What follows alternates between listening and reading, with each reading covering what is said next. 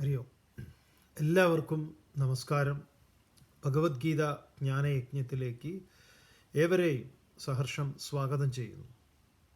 4-ാം അധ്യായം ജ്ഞാനകർമ്മ സന്യാസയോഗം. എന്തിനായിക്കൊണ്ട് ഭഗവാൻ അവതരിക്കുന്നു? ധർമ്മ സംസ്ഥാപനത്തിനായിട്ട്.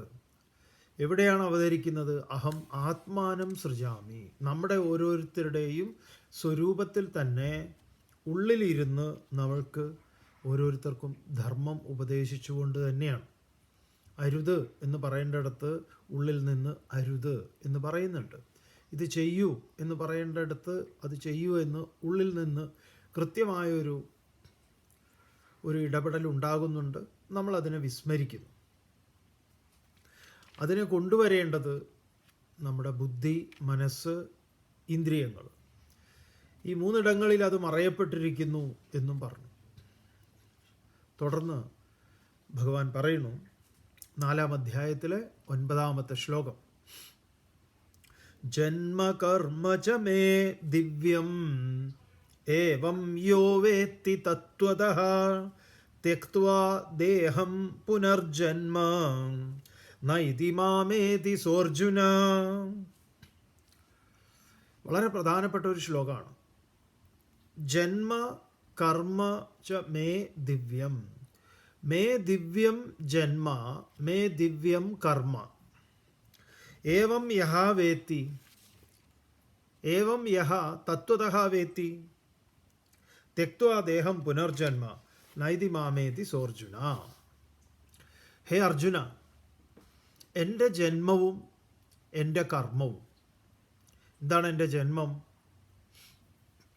ഞാൻ ജനിക്കുന്നത് ആരായിട്ടാണ്? ആരൊക്കെയാണ് എൻ്റെ കൂടെ ജനിച്ചത്? ഇതൊക്കെ വളരെ പ്രധാനപ്പെട്ടതാ.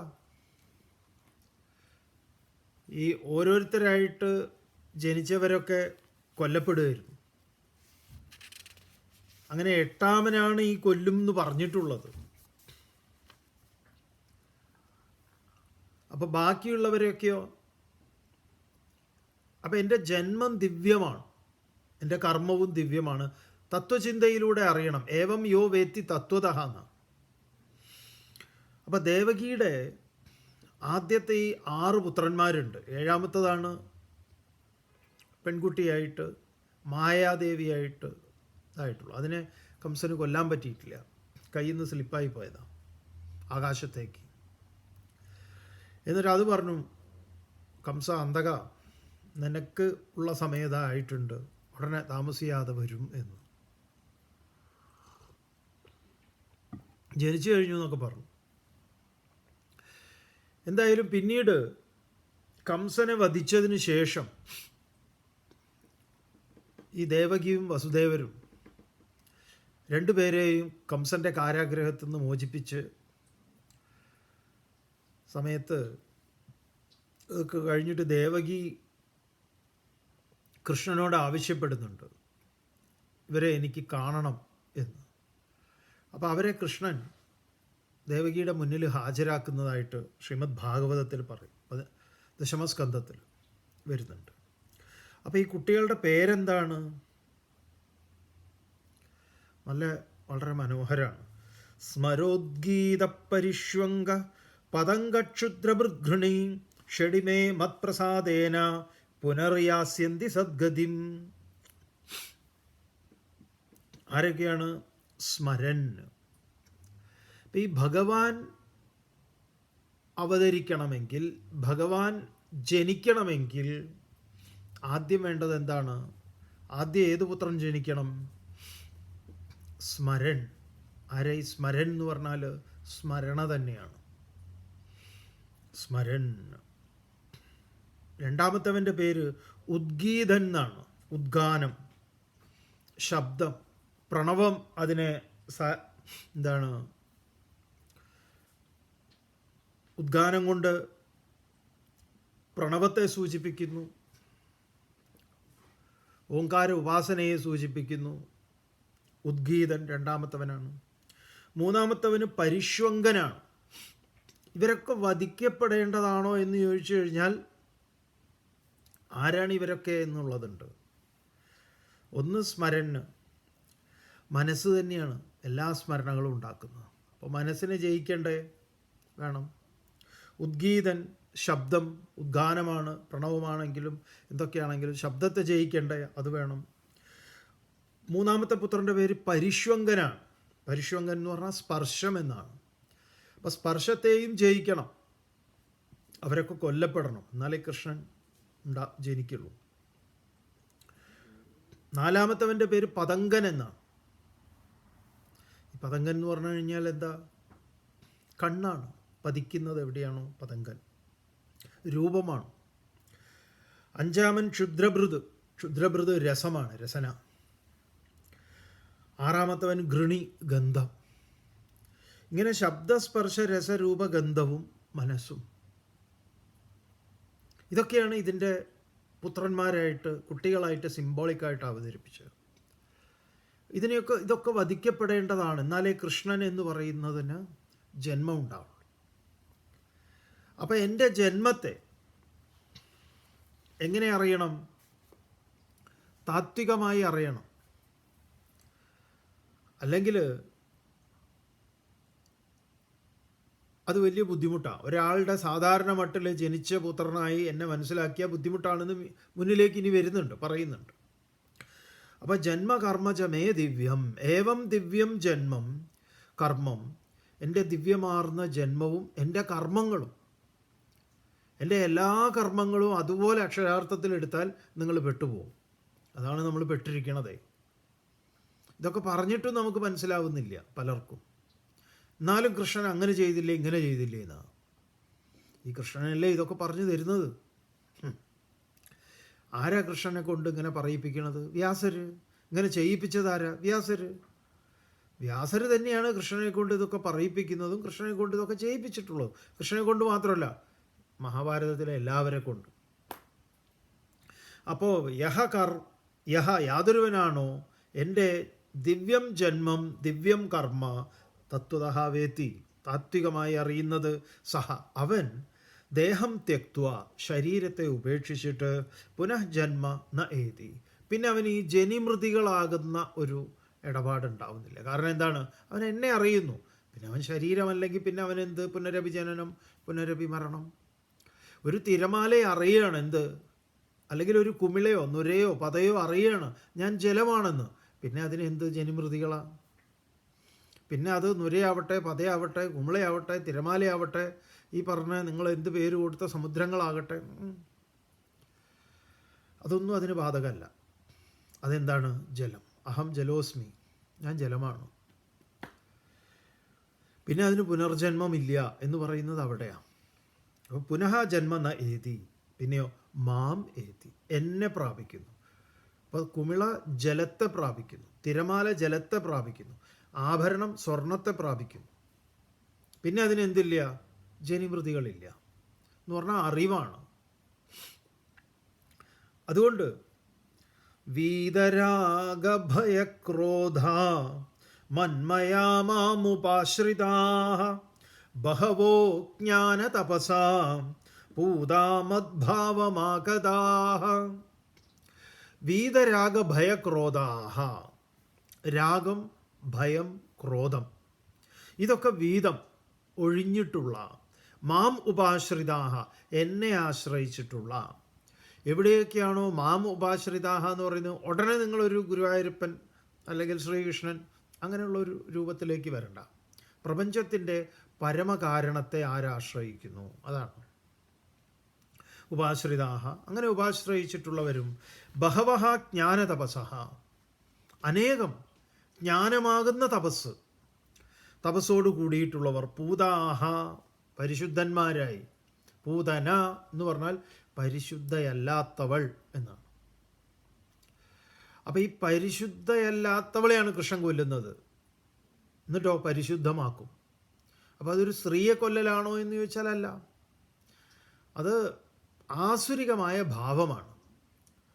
അതിങ്ങനെ ഓരോരോ കഥാപാത്രങ്ങളായിട്ട് നമ്മുടെയൊക്കെ ഉള്ളിലുണ്ട്. അപ്പോൾ ഇവരെയൊക്കെ ഓരോരുത്തരെയായിട്ട് ഇങ്ങനെ തീർത്തു തരും. അപ്പം പൂതാഹ, പരിശുദ്ധന്മാരായി, മന്മയാഹ, എൻ്റെ തന്നെ ഭാവത്തെ, രൂപത്തെ, മദ്ഭാവം, ഭാവത്തെ, ആഗതാഹ, പ്രാപിച്ചിട്ടുണ്ട്. ആര്? പൂതന മുതലായിട്ടുള്ളവരാണെങ്കിലും മറ്റുള്ളവരൊക്കെ എന്നെ പ്രാപിച്ചിട്ടുണ്ട്. എങ്ങനെ എന്നെ പ്രാപിച്ചിട്ടുണ്ട്? ഈ വിധത്തിൽ എന്നെ പ്രാപിച്ചിട്ടുണ്ട്. തുടർന്ന് യേ യഥാ മാം പ്രബധ്യന്തേ താം തദൈവ ഭജാമ്യഹം മമ വർത്തമാനുവർത്തന്തേ മനുഷ്യാ പാർത്ഥ സർവശഃ. ഭഗവത്ഗീതയിൽ നമ്മൾ നേരത്തെ 3-ാം അധ്യായത്തിൽ 23-ാമത്തെ ശ്ലോകത്തിൽ ഈ അരവരി ആവർത്തിച്ച് അവിടെ കേട്ടിട്ടുള്ള അതിൻ്റെ ഒരു ആവർത്തനം ഇവിടെ വരുന്നുണ്ട്. എന്താണ്?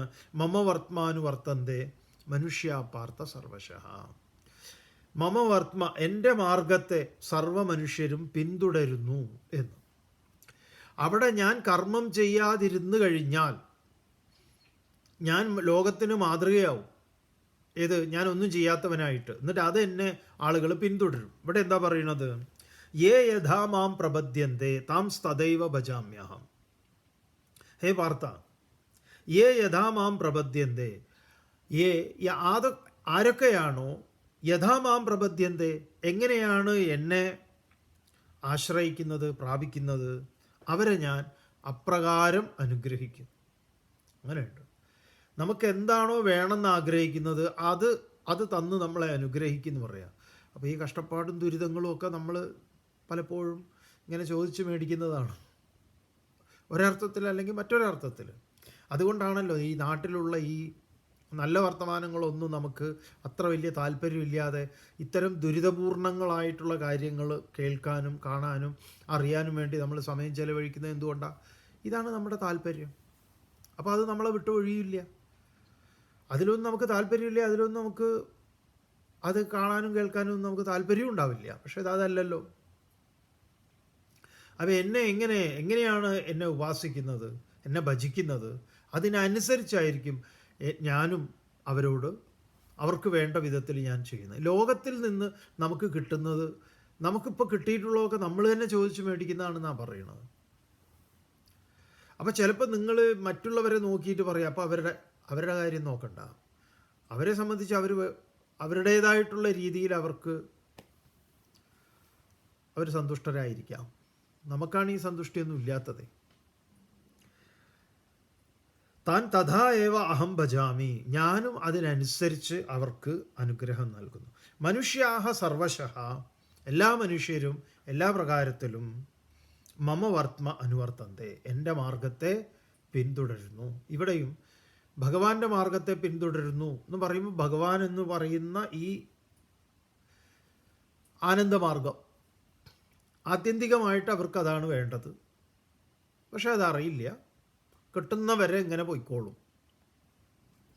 തുടർന്ന് പറയുക, വളരെ വിവാദപരമായിട്ടുള്ള ശ്ലോകം ഇതിലേക്ക് വരാൻ പോവുക. വർണ്ണാശ്രമം അത് വരാൻ പോകുന്നുണ്ട്. അപ്പോൾ ഇതിങ്ങനെ വന്നിട്ടാണ് അടുത്തതിൻ്റെ അടുത്ത ശ്ലോകം അതാണ്. കാക്ഷന്ത കർമ്മണാം സിദ്ധിം യജന്ത ഇഹ ദേവതാഃ ക്ഷിപ്രം ഹി മാനുഷേ ലോകേ സിദ്ധിർഭവതി കർമ്മജ. കാക്ഷന്ത കർമ്മണാം സിദ്ധിം യജന്ത ഇഹ ദേവതാഃ ക്ഷിപ്രം ഹി മാനുഷേ ലോകേ സിദ്ധിർഭവതി കർമ്മജ. ഇഹ കർമ്മണാം സിദ്ധിം കാക്ഷന്തഃ. ഇവിടെ ഈ ലോകത്ത് ഇപ്പം നമ്മൾ എവിടെയാണോ, ഏത് ചുറ്റുപാടിലാണോ അവിടെ കർമ്മണാം സിദ്ധിം കാക്ഷന്തഃ, കർമ്മങ്ങളുടെ ഫലത്തെ ആരാണ് ആഗ്രഹിക്കുന്നത്? അവർക്ക് ദേവതകളെ അവരെന്ത് ചെയ്യുന്നു? യജന്തേ, ഉപാസിക്കുന്നു. ഓരോരുത്തരും ഓരോരോ അവരവരുടെ കർമ്മങ്ങളുടെ ഫലത്തെ കാക്ഷിച്ചുകൊണ്ട് അതത് ദേവതകളെ ഉപാസിക്കുന്നു. ദേവതകളെ ഉപാസിക്കുന്നു എന്ന് പറഞ്ഞാൽ നിങ്ങൾ ഏതെങ്കിലും ദേവതയെ ഉപാസിച്ചതുകൊണ്ട് കിട്ടില്ല. അപ്പോൾ ഭൂമി ദേവിയാണ്, അതിനെ ഉപാസിക്കുക എന്ന് പറഞ്ഞു കഴിഞ്ഞാൽ കൃഷി ചെയ്യുകയാണ്. എന്നാൽ നിങ്ങൾക്ക് എന്തെങ്കിലും കിട്ടും. ജലം, വരുണൻ ദേവനാണ്. ഇങ്ങനെ ദേവന്മാരും ദേവിമാരും പ്രകൃതി പ്രപഞ്ച ഘടകങ്ങളൊക്കെ നമ്മൾ അങ്ങനെയാണ് അതിനെ കാണുന്നത്. അപ്പോൾ ഏതേത് ഘടകങ്ങളെയാണോ നിങ്ങൾ ഉപാസിക്കുന്നത് അതിൽ നിന്ന് നിങ്ങൾക്ക് എന്ത് കിട്ടുന്നു? നിങ്ങളുടെ സങ്കല്പങ്ങൾക്കനുസരിച്ച് അത് കിട്ടുന്നു. ദേവതാഹ യജന്തേ ഹി. എന്തുകൊണ്ടെന്നാൽ മാനുഷേ ലോകേ കർമ്മജാ സിദ്ധി ക്ഷിപ്രം ഭവതി. മനുഷ്യലോകത്തിൽ മനുഷ്യരെ സംബന്ധിച്ച് കർമ്മത്തിൻ്റെ ഫലം എന്നത് വളരെ വേഗത്തിലാണ്. പാടത്ത് പണി വരമ്പത്ത് കൂലി. ഇതാണ് മാനുഷലോകത്തിൻ്റെ സ്ഥിതി എന്ന് ഭഗവാൻ പറയുന്നു. ഇങ്ങനെ പറഞ്ഞ് ഇവിടെ ഒരു എന്താ പറയുക, ഇപ്പോൾ 1-ാം അധ്യായം മുതൽ കേട്ടിട്ടുള്ളവർക്കറിയാം ഈ അധ്യായത്തിൻ്റെ ഇത്രയും വരെ എത്തിയതിൽ ഇങ്ങനെ ഒരു തുടർച്ചയുണ്ട്. ഇനി മുന്നോട്ടേക്കും അങ്ങനെ തന്നെയാണ്.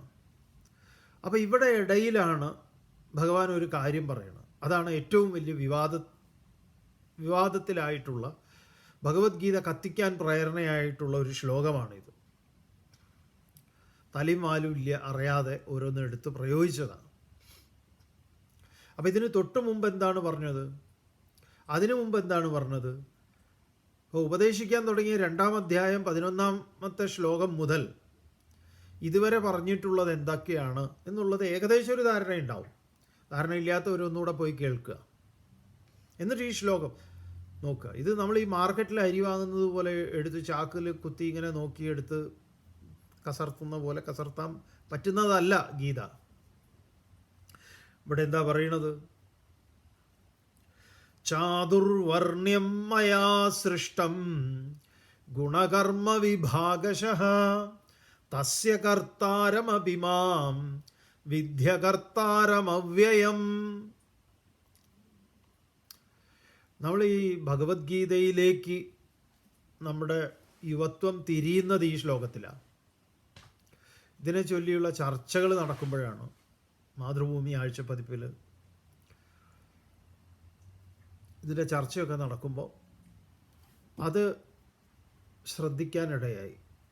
അങ്ങനെ ആദ്യമായിട്ട് വായിക്കുന്ന ഒരു ഭഗവത്ഗീത പണ്ഡിറ്റ് ഗോപാലൻ നായരുടെ ഭഗവത്ഗീത നമ്മുടെ വീടിനടുത്ത് തന്നെയുള്ള ഗോവിന്ദപുരം ലൈബ്രറിയിൽ നിന്ന് എടുത്തു വായിക്കുന്നതാണ്.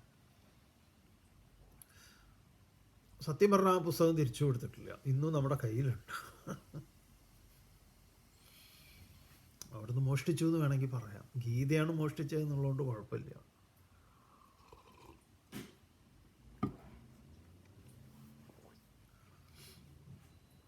അപ്പോൾ ഗീത കൂടുതൽ അറിയാൻ താല്പര്യമുണ്ടായി. ചാതുർവർണ്ണ്യം മയാ സൃഷ്ടം, 4 വർണ്ണങ്ങൾ എന്നാൽ സൃഷ്ടിക്കപ്പെട്ടു. എന്നെങ്ങനെയാണ് സൃഷ്ടിക്കപ്പെട്ടത്? ഗുണകർമ്മ വിഭാഗശഃ, ഗുണങ്ങളുടെയും കർമ്മങ്ങളുടെയും വിഭാഗം കൊണ്ട്. തസ്യ കർത്താരം അഭിമാം, അതിൻ്റെ കർത്താവ് ഞാനാകുന്നു എങ്കിലും. വളരെ പ്രധാനപ്പെട്ടൊരു വരിയാണത്. തസ്യ കർത്താരം അഭിമാം, അതിൻ്റെ തസ്യ, അതിൻ്റെ, ഏതിൻ്റെ?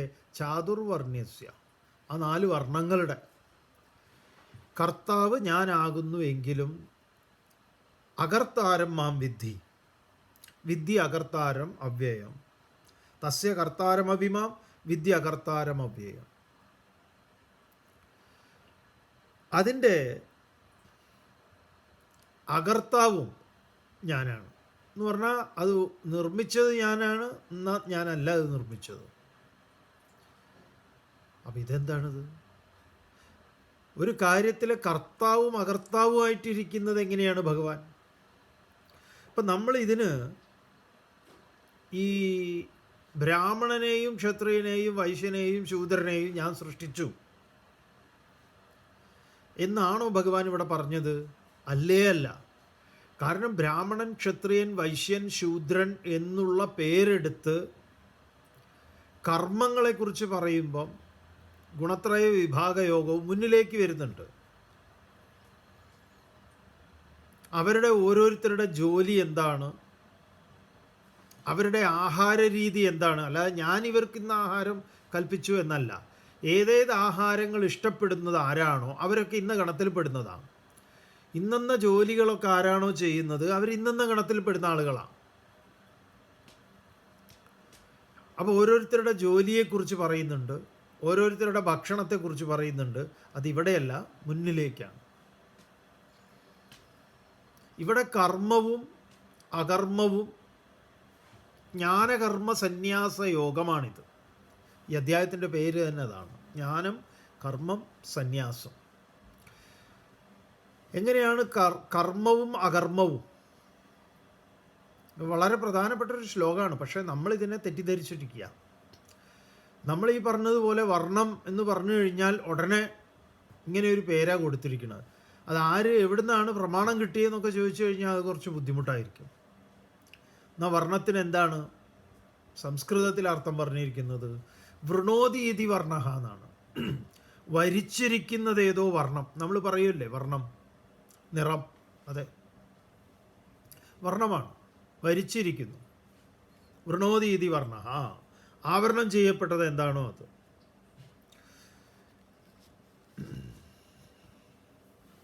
വർണ്ണോ വൃണോദേഹേ. പിന്നെ ഒന്ന് വ്രിയതേ വർണ്ണ എന്ന, വരിക്കപ്പെടുന്നത് ഏതോ അത് വർണ്ണമാണ്. വർണ്യതേ വർണ്ണ, വർണ്ണിക്കപ്പെടുന്നത് ഏതോ അത് വർണ്ണമാണ്. വർണ്ണക്രിയാ വിസ്താര ഗുണ വചനേഷു, അങ്ങനെ പറഞ്ഞിരിക്കുക. അപ്പോൾ എന്താ ഇപ്പോൾ പറയണത് ഗീതയിൽ? എന്നാ സ്വാമി പറയും, ഞങ്ങൾ മനസ്സിലാക്കിയത് തെറ്റാണെങ്കിൽ ശരി, ഞങ്ങൾ ചിന്തിക്കാം, മാറി ചിന്തിക്കാം, പറയും എന്താ. അപ്പോൾ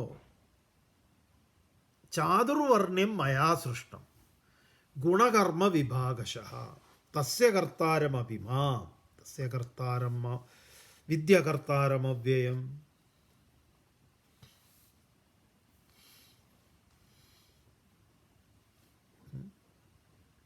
ഇനി ഇതിൻ്റെ അടുത്ത ശ്ലോകം കൂടെ നോക്കണം, എന്നാലേ ഇത് മനസ്സിലാവുള്ളൂ. എന്താ പറയണത്? നമാം കർമാണി ലിംബന്തി നമേ കർമ്മഫലേ സ്പൃഹ ഇതി മാം യോഭിജാനാതി കർമ്മഭിർ ന സബധ്യതേ. ശരിക്കും ഈ രണ്ട് ശ്ലോകം കൂടെ ചേർത്ത് അന്വയിപ്പിച്ച് അർത്ഥം പറഞ്ഞാൽ ഇത് മനസ്സിലാവുള്ളൂ. നമാം കർമാണി ലിംബന്തി നമേ കർമ്മഫലേ സ്പൃഹ ഇതി മാം യോഭിജാനാതി കർമ്മഭിർ ന സബധ്യതേ. കർമാണി, കർമ്മങ്ങൾ, മാം ന ലിംബന്തി, എന്നെ സ്പർശിക്കുന്നില്ല. കർമ്മഫലേ ന സ്പൃഹ, എനിക്കോ കർമ്മഫലത്തിൽ ആ കർമ്മഫലവും എന്നെ സ്പർശിക്കുന്നില്ല, കാരണം എനിക്കതിൽ താത്പര്യവുമില്ല. ഇതി മാം, ഇപ്രകാരം എന്നെ യഹ അഭിജാനാതി, ആരാണ് അറിയുന്നത്, നന്നായി മനസ്സിലാക്കുന്നത്, സഹ അവൻ കർമ്മഭി ന ബധ്യതേ, അവൻ കർമ്മത്തിൽ ബന്ധിതനാകുന്നില്ല. അപ്പം ഇതൊരു കർമ്മയോഗ രഹസ്യം പറയാൻ വേണ്ടി പറഞ്ഞതാണ്. അപ്പം 4 വർണ്ണങ്ങൾ എന്നാൽ സൃഷ്ടിക്കപ്പെട്ടു. അതിൻ്റെ കർത്താവ് ഞാനാണ്, എന്നാൽ അതിൻ്റെ അകർത്താവും ഞാൻ തന്നെയാണ്. എന്തുകൊണ്ടെന്നാൽ ഗുണകർമ്മ വിഭാഗങ്ങളെ കൊണ്ടാണ് അതിനെ അറിയേണ്ടത്. ഈ 4 വിഭാഗങ്ങളാക്കിയത് ഗുണങ്ങൾക്കും കർമ്മങ്ങൾക്കും അനുസരിച്ചാണ്.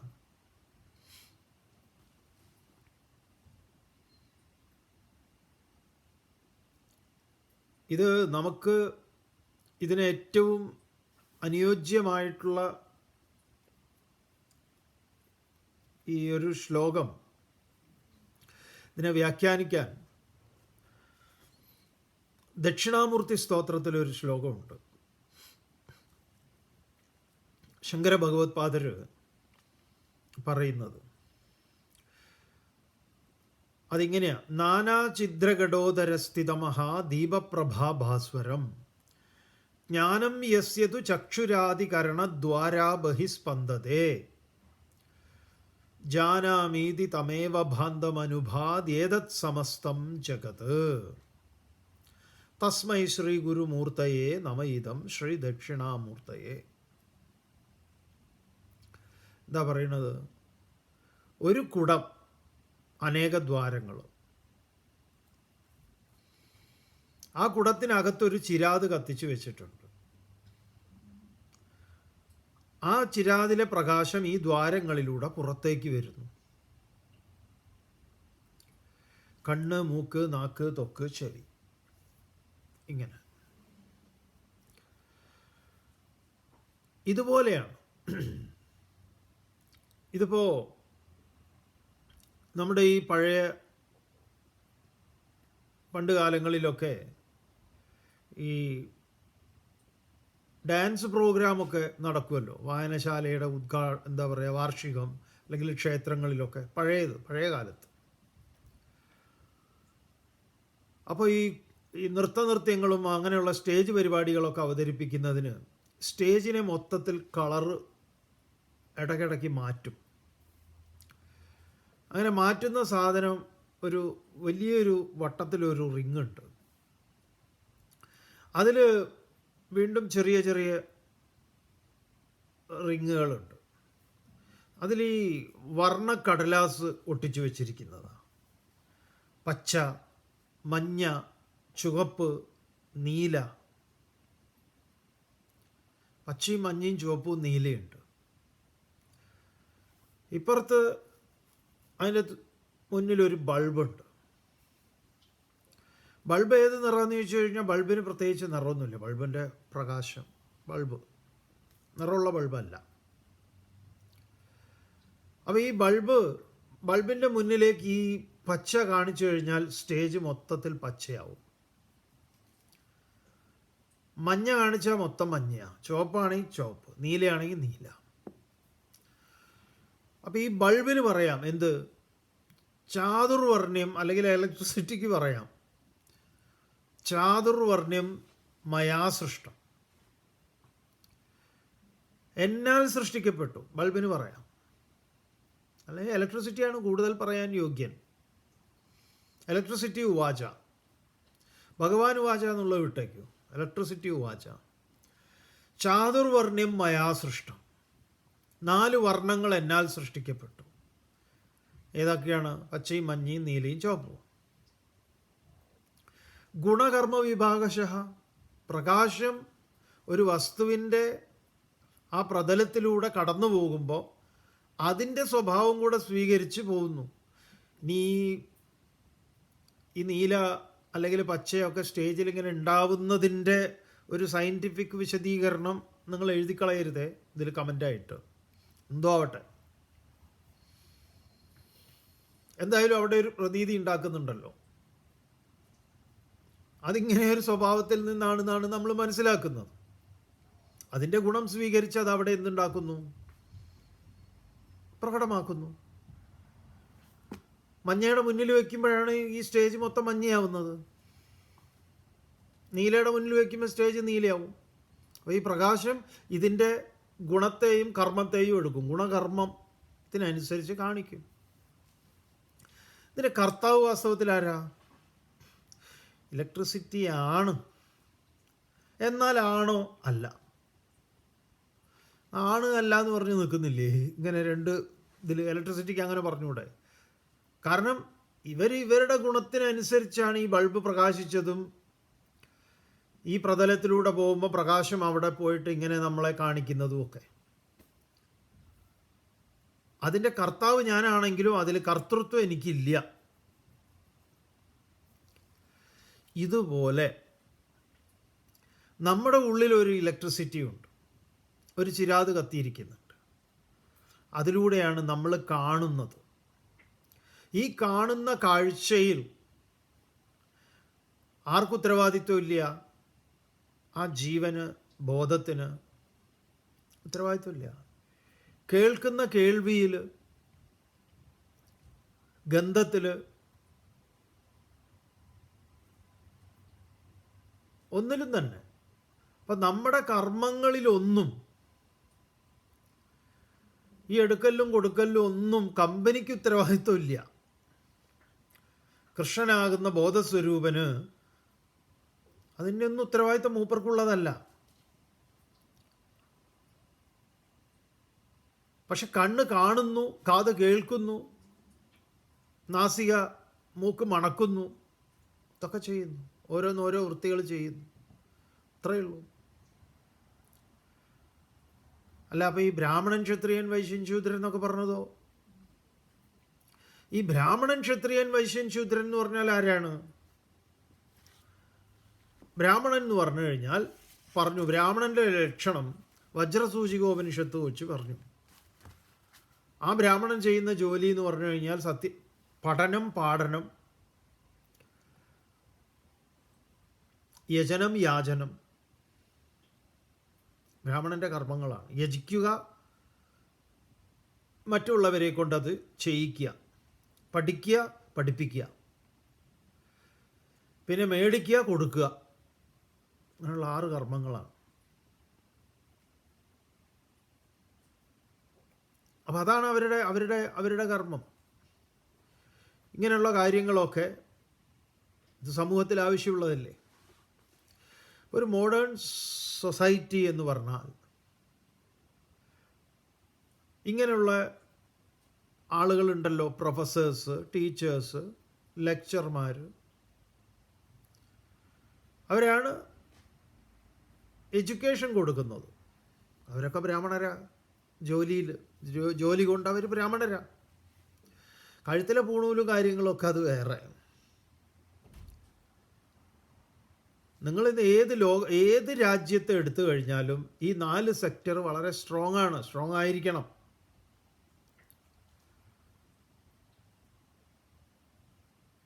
ഒന്ന്, ലോകത്തിലുള്ള യൂണിവേഴ്സിറ്റി ഹെഡായിട്ടിരിക്കുന്നതൊക്കെ ബ്രാഹ്മണന്മാരാണ് എന്ന് പറഞ്ഞാൽ ജാതി ബ്രാഹ്മണനല്ല. പണ്ട് കാലത്ത് ജോലി ചെയ്തിരുന്നവരൊക്കെ ഒരു ജാതിയായി രൂപാന്തരപ്പെട്ടു. ഇതൊക്കെ നമുക്കറിയാലോ, ഇതൊക്കെ ഇതിൻ്റെ ചരിത്രം പരിശോധിച്ചാൽ അറിയാൻ പറ്റുന്നതല്ലേ. പിന്നെയുള്ളതാരാ? ക്ഷത്രിയൻ. എന്താ മൂപ്പരുടെ ജോലി? സെക്യൂരിറ്റിയാണ്. ക്ഷതത്തിൽ നിന്ന് ത്രാണനം ചെയ്യിക്കലാ പണി. ഓരോ രാജ്യവും ഏറ്റവും കൂടുതൽ കാശ് ഇൻവെസ്റ്റ് ചെയ്യുന്നത് ആർക്കാ? ക്ഷത്രിയന് വേണ്ടിയിട്ടാണ്. എന്താണ്? രാജ്യത്തിൻ്റെ സുരക്ഷ, അതിന് മേടിച്ചു കൂട്ടുന്ന ആയുധങ്ങൾ, പടക്കോപ്പുകൾ. ഓരോ ദാരിദ്ര്യം അനുഭവിക്കുന്ന രാജ്യം പോലും അതിൻ്റെ ബഡ്ജറ്റിംഗ് കണ്ടു കഴിഞ്ഞാൽ ഓഡിറ്റിംഗ് ഇല്ലാത്ത അക്കൗണ്ടാണ്. അഴിമതി ഏറ്റവും കൂടുതൽ നടത്താവുന്ന ഏരിയയാണത്. ആയുധ വ്യാപാരം ഒന്നും ആരോട് ഒരു വിവരാവകാശ നിയമവും വെച്ച് നിങ്ങൾക്ക് ചോദിക്കാൻ പറ്റില്ല. എന്തോ ആവട്ടെ, അതിലെ അഴിമതിയല്ല പറയുന്നത്. ഏത് രാജ്യത്താണ് അതില്ലാത്തത്? പോലീസ്, മിലിറ്ററി, അതുപോലുള്ള സെക്യൂരിറ്റി സംവിധാനം. അതാണ് ക്ഷത്രിയന്മാർ. വൈശ്യർ എന്ന് പറഞ്ഞാലോ വ്യാപാരം ചെയ്യുന്നവരാണ്, ബിസിനസ് ഗ്രൂപ്പ് ഇല്ലേ? ഏത് രാജ്യത്താണ് ഇല്ലാത്തത്? 4ാമത്തെ ഗ്രൂപ്പ് ആരാണ്? ശൂദ്രന്മാർ എന്ന് പറഞ്ഞു കഴിഞ്ഞാൽ അവിടെയാണ് നമുക്ക് ആകെ പ്രശ്നം. സകല നാട്ടിലെ IAS, IPS, IFS ഇതെല്ലാം ശൂദ്രന്മാരാണ്. സിവിൽ സർവീസ് എന്ന് പറഞ്ഞാൽ ശൂദ്രപ്പണിയാണ്. നഴ്സിംഗ്, ഡോക്ടർ, എൻജിനീയർ, ഇതെല്ലാം ശൂദ്രന്മാരാണ്. അല്ല, ശൂദ്രൻ എന്ന് പറഞ്ഞു കഴിഞ്ഞാൽ വെറും ചൂലും എടുത്ത് രാവിലെ ബക്കറ്റുമായിട്ട് ഇറങ്ങുക എന്ന് പറയുന്നവരല്ല. ഇത് ഓരോന്നിലുണ്ടാവും. നിങ്ങൾ യൂണിവേഴ്സിറ്റി പോയി കഴിഞ്ഞാൽ അവിടെയുണ്ട് എന്തുണ്ട്? സെക്യൂരിറ്റി ഉണ്ടാവും. അവിടെയും ബിസിനസ് ആക്ടിവിറ്റി നടക്കുന്ന അവരുടെ പർച്ചേസിങ് മാനേജർ ഉണ്ടാവും, പർച്ചേസിങ് ഡിപ്പാർട്ട്മെൻ്റ് ഉണ്ട്, സെക്യൂരിറ്റി ഡിപ്പാർട്ട്മെൻ്റ് ഉണ്ട്. ഈ പറഞ്ഞ പോലെ ലേബേഴ്സ് ഉണ്ട്, സാധാരണ ആളുകൾ. അവിടെ ഗാർഡനിങ് ചെയ്യേണ്ട ആളുണ്ടാവും, ഹൗസ് കീപ്പിംഗ് വേണം. എവിടെയാണ് വേണ്ടാത്തത്? അതിൻ്റെ അർത്ഥം ഇവരൊന്നും വേണ്ടതാണോ? അല്ലല്ലോ. ഇതെല്ലാമാണ് സൊസൈറ്റി എന്ന് പറയുന്നത്. ഇതെല്ലാം കൂടിയാണ്. പണ്ട് കാലത്ത് ഇങ്ങനെ ഉണ്ടായിരുന്നു. ഇങ്ങനെയുള്ളവരെ ശൂദ്രരെന്ന് വിളിച്ചു. അതല്ലാതെ ജനങ്ങളെ അടിമകളാക്കി പറഞ്ഞ പോലെ ഈ നമ്മൾ ഇത്രയും വലിയ കാര്യമൊക്കെ പറയുന്ന അമേരിക്കയിലേക്കൊക്കെ കറുത്തവർ വന്നത് എങ്ങനെയാണ്? പിടിച്ച് വലിച്ച് എന്താ പറയുക, ഷിപ്പിൽ കയറ്റി കൊണ്ടുവന്നതാ പാവങ്ങളെ. ഇവിടെ റെയിൽവേ ഉണ്ടാക്കാനും അതിനും ഇതിനും ഒക്കെ ആയിട്ട്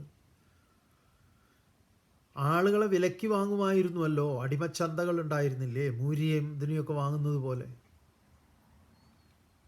അത് വേറൊരു കാറ്റഗറിയാണ്. ഇവിടെ നമ്മളിത് പറയുമ്പം അതിലെല്ലാറ്റിലും ചൂഷണങ്ങളുണ്ട്. മനുഷ്യനെ ചൂഷണം ചെയ്തിട്ടുള്ളത് ലോകം മുഴുവനുണ്ട്, എല്ലായിടത്തും ഉണ്ട്. അപ്പോൾ ആ ചൂഷണത്തെ ന്യായീകരിക്കുകയാണോ? അല്ല, ആ ചൂഷണം ഇന്നും നടക്കുന്നുണ്ട്. അപ്പം ഗീത പഠിക്കുമ്പോൾ നിങ്ങൾ ആ എല്ലാ തല്ലിപ്പൊളിത്തരങ്ങളും ഇതിലേക്ക് ചേർത്ത് വെക്കരുത്. ഇതിൽ ഈ പറഞ്ഞ വർണ്ണാശ്രമത്തിന് യാതൊരു ബന്ധവുമില്ല ഈ ശ്ലോകത്തിൽ. ഈ 2 ശ്ലോകം കൊണ്ട് നിങ്ങൾ ഇവരെ എവിടെ കൊണ്ട് ഫിറ്റാക്കും? ശരി, ബ്രാഹ്മണനെയും ക്ഷത്രിയനെയും വൈശ്യനെയും ശൂദ്രനെയും പറഞ്ഞു. നമ്മളിനി ആ രീതിയിലൊന്ന് വ്യാഖ്യാനിച്ച് നോക്കാം. എന്താ പറയണത്? ചാതുർവർണ്ണ്യം മയാ സൃഷ്ടം. ബ്രാഹ്മണനെയും ക്ഷത്രിയനെയും വൈശ്യനെയും ശൂദ്രനെയും ഞാൻ സൃഷ്ടിച്ചു. നമ്മൾ ആ നിലയിലാണ് പറയുന്നത്. മറ്റതൊക്കെ വിട്ടു. ചിലർക്ക് അങ്ങനെ വേണമെന്നാണ്. ശരി, ചാതുർവർണ്ണ്യം എന്ന് പറഞ്ഞാൽ 4 വർണ്ണങ്ങൾ: ബ്രാഹ്മണൻ, ക്ഷത്രിയൻ, വൈശ്യൻ, ശൂദ്രൻ. ഈ പറയുന്നത് പോലെ ഞാൻ സൃഷ്ടിച്ചു. മയ എന്നാൽ സൃഷ്ടിച്ചു. ഗുണകർമ്മ വിഭാഗശ. ഗുണങ്ങളുടെയും കർമ്മങ്ങളുടെയും വിഭാഗം കൊണ്ട് ഇവരുടെ ഗുണത്തിനൊക്കെ അനുസരിച്ച് കർമ്മത്തിനും അനുസരിച്ച് ഞാനിവരെ 4ആക്കി. തസ്യ കർത്താരം അഭിമാ. ഞാനാണ് ഇവരുടെ കർത്താവ്, ഇവരുടെ അച്ഛൻ ഞാനാണ്. പക്ഷേ വിദ്ധി അകർത്താരം അവ്യയം. നാശമില്ലാത്ത അകർത്താരം, കർത്താവല്ലാത്തവനായി, അവ്യയം വിദ്ധി, നാശമില്ലാത്തവനെന്ന് എന്നെ അറിയണം. നാശമില്ലാത്തവനായിട്ടുള്ള ഞാൻ, ഇതിൻ്റെ അന്വയം അങ്ങനെയൊക്കെ വരും. നാശമില്ലാത്തവനായിട്ടുള്ള ഞാനാണ് ഇവൻ്റെയൊക്കെ കർത്താവായിട്ടും അകർത്താവായിട്ടും ഇരിക്കുന്നത്. ഇത് എവിടെ കൊണ്ടുപോയി ഫിറ്റാക്കും എന്നുള്ളത് നമുക്ക് പിടികിട്ടുന്നില്ല. നമ്മളിതെന്താ ചെയ്യുന്നതെന്നറിയോ? ചാതുർവർണ്ണ്യം മയാ സൃഷ്ടം. കൃഷ്ണനാണ് ഇതൊക്കെ ഉണ്ടാക്കിയത്, ഗീതയാണ് ഇത് ഉണ്ടാക്കിയത്. ഗീത ഇതിനെയാണ് പ്രോത്സാഹിപ്പിക്കുന്നത്. എവിടെയാണെന്ന് ചോദിച്ചാൽ അവരാകെ എടുത്ത് അലക്കുന്ന ഈ ഒരു 2 വരി മാത്രമേ ഉള്ളൂ. നിങ്ങൾ ആരെങ്കിലും ചാനൽ ചർച്ചയിലോ എന്തിലെങ്കിലും കേട്ടിട്ടുണ്ടോ ഈ ശ്ലോകം പൂർണ്ണമായിട്ട് ആരെങ്കിലും പറയുന്നത്? ചാതുർവർണ്ണ്യം മയാ സൃഷ്ടം ഗുണകർമ്മ വിഭാഗശഃ. ഇത്ര ഏറിയ പറയുമായിരിക്കും, അതും ഉണ്ടാവില്ല. ചാതുർവർണ്ണ്യം മയാ സൃഷ്ടം എന്ന് ഗീതയിൽ കൃഷ്ണൻ പറഞ്ഞിട്ടില്ലേ? ഈ വർണ്ണാശ്രമങ്ങളെ പ്രോത്സാഹിപ്പിക്കുന്നതല്ലേ സനാതനം? കൂട്ടത്തിൽ അതും. ഇപ്പോൾ കൊടുമ്പിരി കണ്ട ചർച്ചകളാണല്ലോ നാട്ടിൽ. നിങ്ങൾ ആദ്യം ഇതൊന്നും വല്ലതും 2 അക്ഷരം പഠിക്കൂ.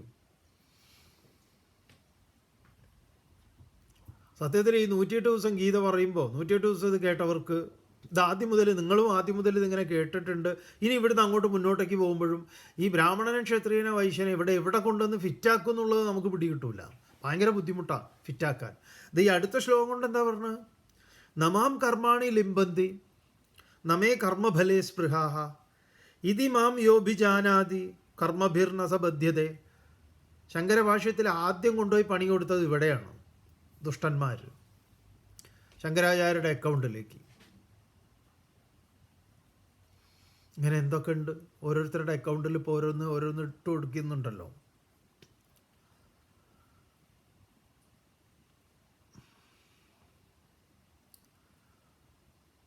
ഈ കഴിഞ്ഞ ദിവസം നമ്മൾ നമ്മുടെ ഒരു പ്രഭാഷണത്തിൻ്റെ ഇടയിൽ പറഞ്ഞു, ശ്രീനാരായണ ഗുരുദേവനല്ല NSS ഉദ്ഘാടനം ചെയ്തത്, അത് തെറ്റായി പറയുന്നതാണ്, അത് ചരിത്രവിരുദ്ധവും ഗുരുദേവ നിന്ദയുമാണ് എന്നൊക്കെ പറഞ്ഞപ്പോൾ ഒരാൾ വാട്സാപ്പിൽ മെസ്സേജ് അയച്ചിരിക്കുകയാണ്. വേറൊരു സ്വാമി പറയുകയാണ്, സരസകവി മൂലൂരിൻ്റെ ഗുരുപൂജ എന്ന പുസ്തകത്തിൽ അത് ആധികാരികമായി പറഞ്ഞിട്ടുണ്ട് എന്ന്.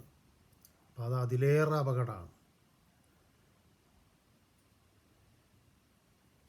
ഈ സരസകവി മൂലൂരിൻ്റെ പണ്ടേ നമ്മളതിന് മറുപടിയും കൊടുത്തിട്ടുണ്ട്.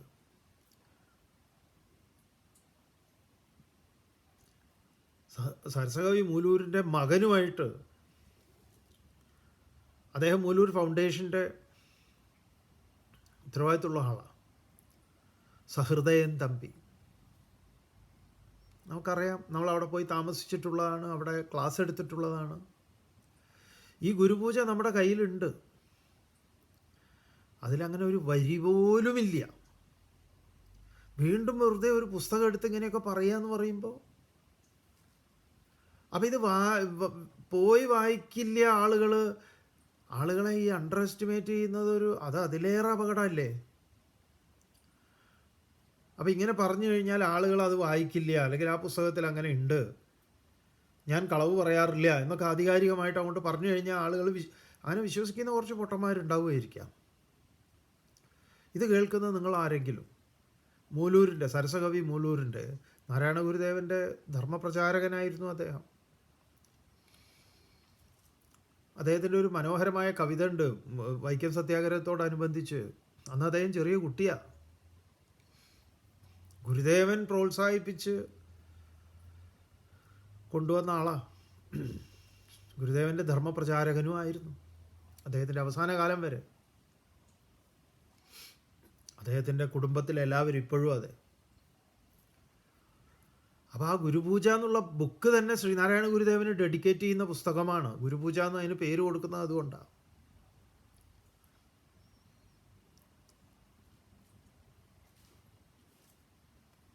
അപ്പോൾ ആ പുസ്തകത്തിൽ എന്താ പരാമർശിക്കുന്നതെന്ന് പറഞ്ഞു കഴിഞ്ഞാൽ, ഗുരുദേവൻ ബോട്ടിൽ പോവുകയാണ്. അപ്പോഴാണ് ഈ NSSൻ്റെ ഉദ്ഘാടനത്തിൻ്റെ കാര്യമൊക്കെ പറഞ്ഞ് അദ്ദേഹത്തിന് പറയുന്നത്, വരണം സ്വാമികൾ എന്നൊക്കെ പറഞ്ഞിട്ട്. ഓ വരാം, അല്ല ഉദ്ഘാടനം ചെയ്യാൻ വിളിക്കുന്നതല്ല, വരണം എന്ന് പറഞ്ഞു. അപ്പോൾ ഗുരുദേവന് സമയമുണ്ടായി, അവിടെ പോകുന്നുണ്ട്. അപ്പോൾ ഇവർ വേദിയിലേക്ക് ഇരിക്കാൻ വിളിച്ചു. വേദിയിൽ ഇരിക്കാൻ വിളിച്ചിട്ട് അവിടേക്ക് പോയില്ല. എന്നിട്ട് അവിടെ ഇരുന്നിട്ട് ഒരു ശ്രോതാവിനെ പോലെ, ഒരു കാണിയെ പോലെ കണ്ട് തിരിച്ചു പോന്ന് കാര്യങ്ങൾ ഗുരുദേവൻ പറഞ്ഞു എന്നുള്ളത് മാത്രമേ ഉള്ളൂ. ഒരിക്കലും ഉദ്ഘാടകനായിട്ടില്ല. ഈ ഓർമ്മയിൽ, നമ്മുടെ ഓർമ്മയിൽ നിന്ന് ഇങ്ങനെ ഒരു പരാമർശം കേട്ടപ്പോൾ മുമ്പ് ഇനി വല്ല കൺഫ്യൂഷൻ ഉണ്ടോ എന്നറിയാൻ വേണ്ടി നമ്മൾ എന്ത് ചെയ്തു, NSSൻ്റെ ആസ്ഥാനത്തേക്ക് വിളിച്ചു. ഇന്ന ആളാണ് വിളിക്കുന്നത്, നമ്മുടെ പേര് പറഞ്ഞിട്ട് വിളിച്ചു. അപ്പോൾ അവിടുന്ന് ഫോൺ എടുത്തിട്ട് ഒരാൾ പറഞ്ഞു, നമ്മൾ ഈ ഇങ്ങനെ ഒരു കാര്യം, അത് നിങ്ങളുടെ റെഫറൻസിൽ ആർക്കൈവ്സിൽ അങ്ങനെ ഉണ്ടോ, അങ്ങനെ അതുണ്ടോ, ശരി അങ്ങനെയാണോ എന്ന് ചോദിച്ചു. അങ്ങനെയല്ല എന്നുള്ളൊരു ബോധ്യത്തിലാണ് നമ്മളത് ചോദിക്കുന്നത്. അപ്പോൾ ഫോൺ എടുത്ത ആൾ പറഞ്ഞു, അയ്യോ എനിക്ക് അറിയില്ല കേട്ടോ, ഞാൻ വേറൊരാൾക്ക് കൊടുക്കാം, കണക്ട് ചെയ്യാമെന്ന് പറഞ്ഞിട്ട് 2-3 മിനിറ്റ് ഹോൾഡ് ചെയ്ത് വേറൊരാൾക്ക് കൊടുത്തു. അപ്പം നമ്മൾ കരുതുന്നത് നമ്മളുടെ പേര് കാര്യങ്ങളൊക്കെ മറ്റേ ആൾ ഇന്ന ആളോട് പറഞ്ഞിട്ടുണ്ടാവും എന്ന് കരുതി. അപ്പോൾ അദ്ദേഹം ഫോൺ എടുത്തപ്പോൾ നമ്മൾ നമസ്കാരം. അപ്പോൾ അദ്ദേഹത്തിൻ്റെ സംസാരം കേൾക്കുമ്പോൾ കുറച്ച് പ്രായമുള്ള ഒരാളാണ്. അപ്പോൾ അദ്ദേഹം അങ്ങോട്ട് പറയാൻ തുടങ്ങി, അതിന് ഉത്തരം പറയാൻ തുടങ്ങി. നിങ്ങൾ ആരാണ്, എന്താണ്, എന്തോ ഏതോ, നമ്മളോടൊന്നും കൂടുതലൊന്നും ചോദിക്കുന്നില്ല, നമുക്ക് മൂപ്പര് അങ്ങോട്ട് ഉത്തരം തരിക. റെക്കോർഡ് ചെയ്ത് വെച്ചിട്ടുണ്ട്, ഇപ്പോഴും നമ്മുടെ കയ്യിലുണ്ട്. അത് പുറത്തൊന്നും വിടാൻ പറ്റുന്ന, അങ്ങനെ പറയേണ്ട കാര്യമില്ല. അത് മോശമാണ്. അത് കാരണം അദ്ദേഹം ശ്രീനാരായണ ഗുരുദേവനെ കുറിച്ച് അങ്ങനെയാണ് പറയുന്നത്. ഈ 4 അക്ഷരം പഠിച്ച് ചട്ടമ്പി സ്വാമികൾ എന്നാണ് പറയുന്നത്. അത് അങ്ങനെയാണ് തുടങ്ങുന്നത് തന്നെ. അപ്പോൾ NSSൽ ആരെങ്കിലും അതിനെ അംഗീകരിക്കുന്നുണ്ടോ? NSSൻ്റെ എവിടെയെങ്കിലും നിങ്ങൾക്ക് കാണാൻ സാധിക്കുമോ അങ്ങനെ ഒരു ചിത്രമോ, വെറുതെ ഒന്ന് വരച്ചു വെച്ച ചിത്രമെങ്കിലും? എന്തിനെ ഇങ്ങനത്തെ ഓരോ, കാരണം ഇതൊക്കെ ഇനി മുന്നോട്ട് പോയി കഴിഞ്ഞാൽ എന്താവും? 50 കൊല്ലം 100 കൊല്ലമൊക്കെ കഴിഞ്ഞാൽ നാരായണ ഗുരുദേവൻ ഇങ്ങനെ വിളക്ക് കൊത്തി, ഇവർ രണ്ടുപേരും പരസ്പരം ബഹുമാനിച്ചവരായിരുന്നു. മന്നത്ത് അപ്പൂപ്പൻ എന്ന് പറയുന്ന മന്നത്ത് പത്മനാഭനും ശ്രീനാരായണ ഗുരുദേവനും ഒക്കെ സമകാലികരാണല്ലോ. ശ്രീനാരായണ ഗുരുദേവന് NSSനോട് വിയോജിപ്പോ കാര്യങ്ങളൊന്നുമില്ല. പക്ഷേ ശ്രീനാരായണ ഗുരുദേവൻ്റെ അഭിപ്രായ വ്യത്യാസങ്ങൾ, ശ്രീനാരായണ ഗുരുദേവൻ അങ്ങനെയാണ് പറയേണ്ടത്, മൂപ്പരുടെ നിലപാടാണ്. ആ നിലപാട് ജാതി ചോദിക്കലും ജാതി പറയലും ജാതിയുടെ പേരിൽ സംഘടിക്കലും ഒന്നും ഗുരുദേവൻ അംഗീകരിക്കുന്നതല്ല. ഗുരുദേവൻ അതിൽ താല്പര്യമില്ല. ഗുരുദേവൻ അതിനെതിരായിട്ടാണ് സംസാരിച്ചുകൊണ്ടിരുന്നത്. അത് ഗാന്ധിജിയോടും പറയേണ്ട കാര്യങ്ങൾ പറയും. അതിനൊന്നും ഒരു മടിയുള്ള ആളല്ല. പാതിരിമാർ മതം മാറ്റാൻ നോക്കിയിട്ട് പാതിരിമാരോട് പറഞ്ഞതാണ്. അവർ പറഞ്ഞു, ഞങ്ങൾ ഇനിയും വരും, ഞങ്ങളെ അടിച്ച് പുറത്താക്കരുത്. ഗുരുദേവൻ പറഞ്ഞു, നാം അടിച്ച് പുറത്താക്കാറില്ല, അടിച്ച് അകത്താക്കാറേ ഉള്ളൂ എന്നാ. ക്രിസ്തുവിനെ നിങ്ങൾ വിശ്വസിക്കണം, അപ്പോൾ നിങ്ങളുടെ പാപമൊക്കെ പോവും. അപ്പോൾ എന്തിനാണ് വിശ്വസിക്കുന്നത്? വിശ്വസിച്ചിട്ടില്ലെങ്കിൽ പാപം പോവില്ല. അല്ല, ക്രിസ്തു കുരിശിലേറിയതേ ജനങ്ങളുടെ പാപം തീർക്കാനാണെന്ന് പറഞ്ഞു. അപ്പോൾ നാരായണ ഗുരുദേവൻ ചോദിക്കുക, അങ്ങനെ യേശുദേവൻ കുരിശിലേറിയത് അങ്ങനെയാണെങ്കിൽ എല്ലാവരുടെയും പാപം തീർന്നുണ്ടാവുമല്ലോ, ഇനി വിശ്വസിക്കേണ്ടതുണ്ടോ എന്ന്. അങ്ങനെയല്ല, വിശ്വസിക്കണം ഉണ്ടോ? ആ ശരി. അങ്ങനെയൊക്കെ ഒന്ന് രണ്ട് ചോദ്യങ്ങൾ അങ്ങോട്ടും ഇങ്ങോട്ടും ആയപ്പോഴാണ് അവർ പറയുന്നത്, ഞങ്ങൾ ഇനിയും വരും, ഞങ്ങളെ അടിച്ച് പുറത്താക്കരുത്. ഗുരുദേവൻ പറയണത്, നാം അടിച്ച് പുറത്താക്കാറില്ല, അടിച്ചകത്താക്കാറേ ഉള്ളൂ. അപ്പോൾ ഇത് ഗുരുദേവൻ്റെ രീതി അതാണ്. ഗുരുദേവൻ എന്താ പറയുക, ഈ എങ്ങനെയൊക്കെ ഉള്ളവർ ഗുരുദേവൻ്റെ കൂടെ കൂടിയിട്ടുണ്ട്. ഒരു ജാതി, ഒരു മതം, ഒരു ദൈവം എന്ന് പറയുമ്പോൾ ജാതി വേണ്ട, മതം വേണ്ട, ദൈവം വേണ്ട, മനുഷ്യന് എന്നല്ലേ സഹോദരൻ അയ്യപ്പൻ പറഞ്ഞത്? കൂടെ ഉള്ള ആളല്ലേ. എന്താണല്ലോ അയ്യപ്പ നീ ഇങ്ങനെ പറയണത്? സമന്വയിപ്പിക്കുന്നതിൻ്റെ ഒരു വലിയ അതൊന്നാണ് ഗുരുദേവൻ. അപ്പം എന്തിനാണ് ഇങ്ങനെ?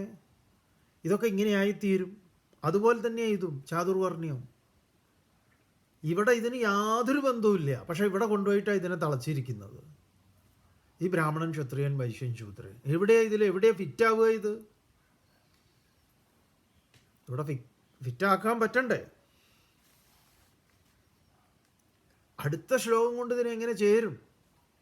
തൊട്ട് മുമ്പത്തെ ശ്ലോകത്തിൽ ഇതെവിടെ? എന്തെങ്കിലും ഒരു ബന്ധം വേണ്ട ഇതിന്. എന്തെങ്കിലും ഒരു ബന്ധം ഇല്ലാത്തൊരു കാര്യം ഗീത ഇങ്ങനെ പറഞ്ഞു പോയിട്ടുണ്ടോ? ഇല്ലല്ലോ. യുക്തിക്ക് നിരക്കാത്ത പോലെ പറയുമ്പം അർജുനൻ അതിനെ ചോദ്യം ചെയ്യും. അപ്പം ഞാൻ സൂര്യന് ഉപദേശിച്ചു, സൂര്യൻ മനുവിന് ഉപദേശിച്ചു, ഇക്ഷ്വാകുവിന് ഉപദേശിച്ചു, ഇങ്ങനെ പരമ്പര എന്ന് പറയുമ്പോൾ സ്വാഭാവികമായിട്ടും അർജുനൻ ചോദിക്കും, അങ്ങയുടെ ജന്മവും സൂര്യൻ്റെ ജന്മവും ഇതെന്താ ശരിയാവുന്നില്ലല്ലോ? ഇങ്ങനെയാണെങ്കിൽ ജ്ഞാനമാണ് ഉത്കൃഷ്ടമെങ്കിൽ എന്നെക്കൊണ്ട് എന്തിന് ഈ കർമ്മം ചെയ്യിക്കണം? അർജുനൻ്റെ സ്വാഭാവികമായ ചോദ്യം. ആരാണ് ഈ കൊടിയ പാപങ്ങളുടെയൊക്കെ പിറകിൽ ചെയ്യാൻ പ്രേരിപ്പിക്കുന്നത്? നമുക്കുള്ള എല്ലാ വക്കാലത്തും അർജുനനെ ഏറ്റെടുത്ത് ഭഗവാനോട് ചോദിച്ചുകൊണ്ടിരിക്കുന്നുണ്ട്. ഇതിങ്ങനെയൊന്നാണെങ്കിൽ ഉടനെ മൂപ്പര് ചോദിക്കുമായിരുന്നു, അല്ലാതെ എന്താ ഇതിങ്ങനെ, ഇവിടെ എന്താ മനസ്സിലാവുന്നില്ലല്ലോ എന്ന് അർജുനൻ പറയും. ഇനി അടുത്ത ശ്ലോകം ഇതുമായിട്ട് എന്തെങ്കിലും ബന്ധമുള്ളതാണോ? നമുക്ക് നോക്കാം അടുത്ത ശ്ലോകം എന്താണെന്ന്. എപ്പോൾ? നാളെ. ഓം പൂർണ്ണമദഃ പൂർണ്ണമിദം പൂർണ്ണാത് പൂർണ്ണമുദച്യതേ പൂർണ്ണസ്യ പൂർണ്ണമാദായ പൂർണ്ണമേവാവശിഷ്യതേ. ഓം ശാന്തി ശാന്തി ശാന്തി.